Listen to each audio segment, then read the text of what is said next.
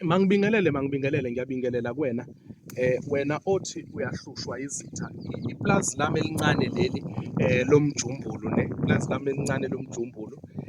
La ngikukhiphele amaqabunga but-ke lawa wama-damaged 1, 2, 3, 4, 5, 6, 7. Uma ngaphane kuwukuthi umuntu ofuna ukwenzelwa i-serious protection, sikhuluma la about serious protection, noma unomuntu okuhlukumezayo okuhluphayo, oza nesithombe sakhe, mina ngizoza la esiqwini salesi sihlahla. Ngizoza esiqwini salesi sihlahla la ezansi, ngibe sengifike ngihamba la, ngibe sengidila umkhuba wami. Angizukutshela-ke ukuthi umuphi umkhuba engifuna ukuwugila, but ngifuna ukukunikeza a powerful remedy for protection.